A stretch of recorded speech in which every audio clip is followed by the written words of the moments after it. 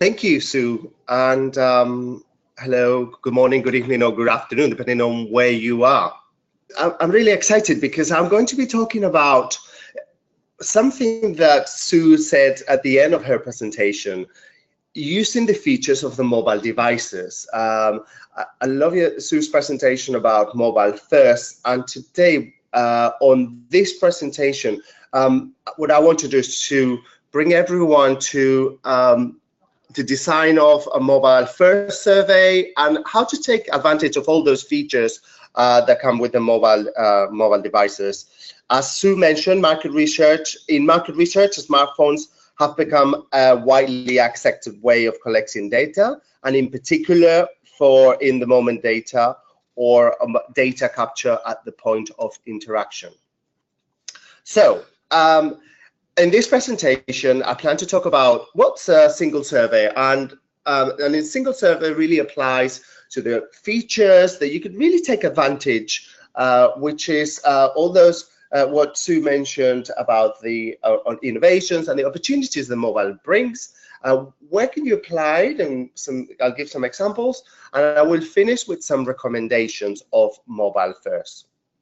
So let's start with mobile and a single survey.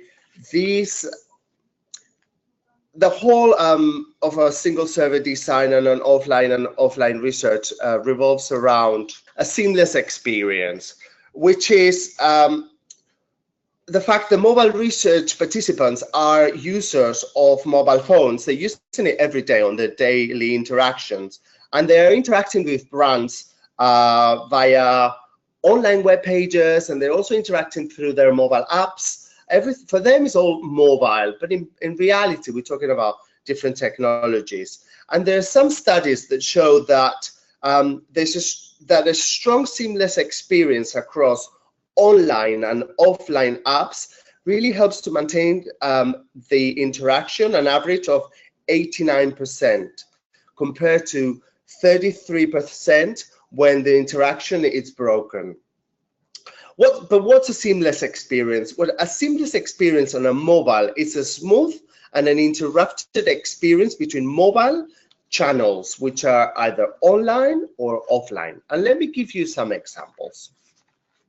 Let's have a look at a web to app seamless experience. And let's say Google. Imagine that you are a mobile user. You go on a browser, and when you do a search for a location on your web browser, the page appears together with a map. And when you press on that map, seamlessly the Google Maps app opens, and you can continue with that interaction on the type of search that you're doing. This is a web to app seamless experience. Another example is the one which is the email to app seamless experience, and it's the same.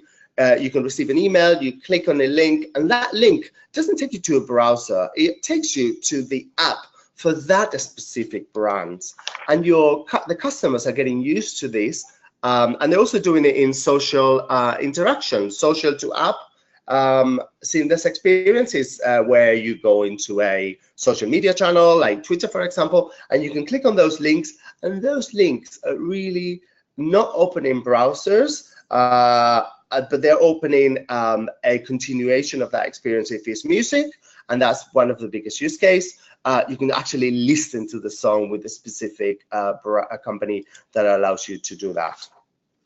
The same survey experience is expected by your participants when they're completing a survey. For them, they're used to just going into a mobile web page and then click on links or maybe emails, and then they continue through their apps.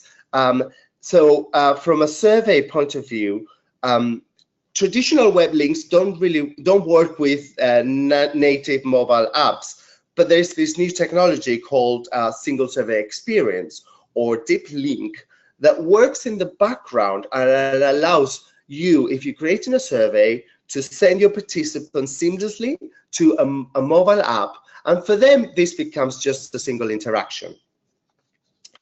And this is a technology that really bridges the gap between online and offline research.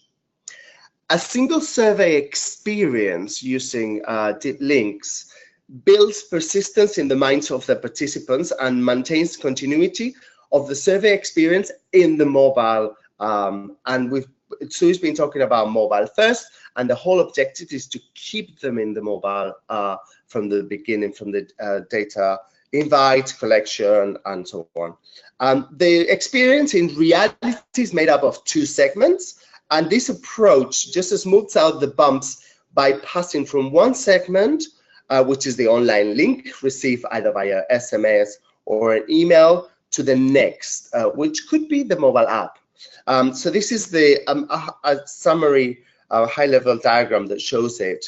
You could receive an invite, and the objective is to make the participant unaware of that transition between online and offline. And at the same time, by doing that, the fact that you continue in the experiencing, you're not just recreating the experience between online and offline survey, you're just allowing them to either choose their mode and then either answer the survey online or offline, or start the survey via a mobile web app, or start the survey via an invite through either social channels or email or SMS. The consistent survey experience is not compromised, and as Sue mentioned, this can contribute to increased response rate, because you are actually increasing the channels, the invitation channels that you are offering. You're keeping the respondent in a mobile context, and you will be surprised. Some of the respondents are used, and as Sue mentioned, they are used to using their apps. They love using their apps. So if you're offering that the option that when they click on the link, they can either complete the survey using the browser or install the app and continue the survey using the app, you can start capturing all that contextual information of the number of respondents that they do prefer to switch to an offline app, maybe because of the experience, the whole capabilities of multimedia that the app offers. One of the advantages of this design approach is that first, you design it for mobile, so it's mobile first, and it complements any existing survey workflow creation processes, because you're really distributing a single URL that allows the respondents to either go and complete the survey through a web browser or through the app.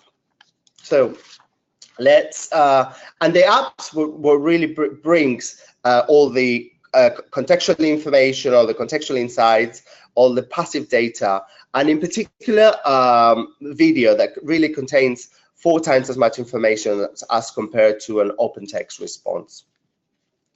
And talking about video, when the participants move to an app experience, the survey is the same. It can be completed either through the browser or through the app. You are able to allowing them to have a seamless experience through the playing of the video and the audio.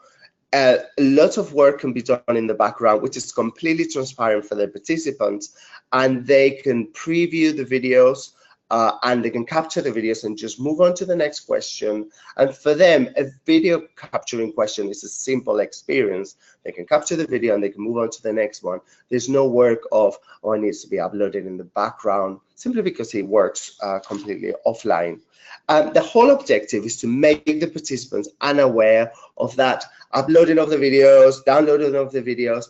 And if this is the case, how about introducing a video invite question?